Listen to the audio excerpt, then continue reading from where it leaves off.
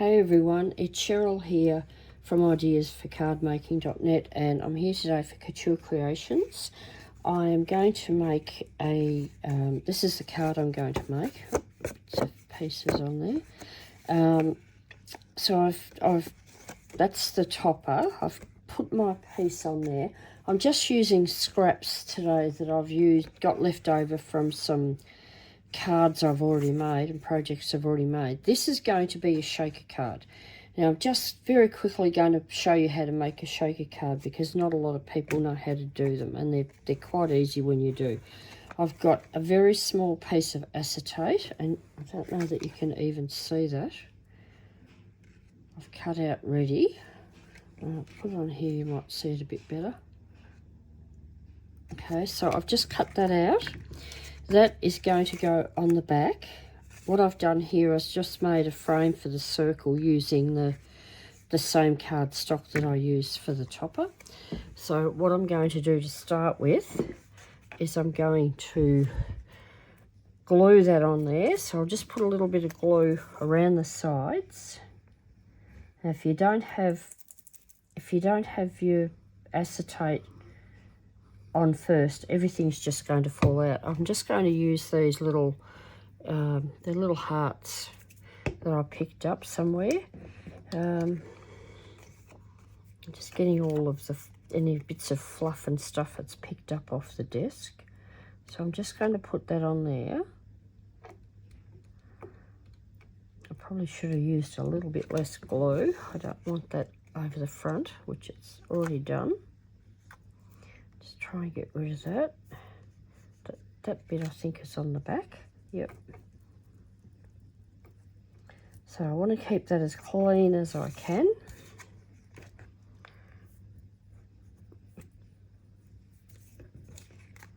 Double-sided tape is probably a better option, which I do sometimes. Right, so now we've got our acetate there. You see that? Okay. So what I'm going to do now, glue on there as well, I'm just getting my foam tape, which I showed you before from Couture Creations, the foam strips they're calling it. Okay, so I'll just peel one of those off, and I'm just going to go around at the edge, and I don't want them to show. I don't want anything to show on the other side of that. So I'll just do the best I can. It doesn't have to be right up to the edge. Hopefully you can actually see what I'm doing. Now what you can do, because as you can see, it's difficult getting it around the corner. So if you find it easier, just cut it.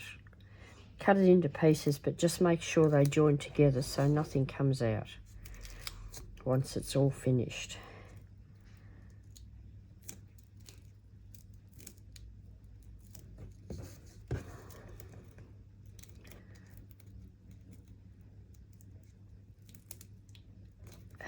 This is the hardest part of the shaker card.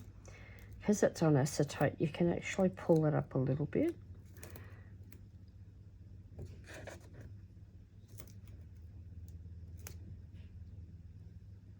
Alright, so I'm going to cut that off there. Alright, now this has not got glitter in it, the gems that I'm using, so it won't be too bad. Alright, so that's basically what you've got. You can't see it on the other side. I'll just stick that back on there for use another time. You just pull that off. You can leave it on and take it off later. Depends what you prefer. And I'm just going to put a little bit of this. I don't want too much. What I do is I just kind of put that like that. Excuse me, I'm losing my voice. I just put it down there like that. There's one that's escaped, I won't worry about that. I'm just going to put a tiny bit more. Don't want too much because otherwise it's going to be too thick and it won't move around once it's in there. Now I've got, this is why usually you don't take that off. I have got somewhere here a piece here that I want to sit in there as the background. But I've actually put too much there. I put it too wide. I should have cut a bigger piece, but that's actually from out of the front. So let me have a look. I'm just looking for a scrap bit of paper that I can use. Just bear with me. Okay, I think I've got one here. Okay, so I just want to get something that I can stick that on. Just make sure. I'll just cut. This is just a little piece that I had left over from something or other. Because I need a bit bigger of a border to go on the tape. Okay, so I'm just going to glue that on there.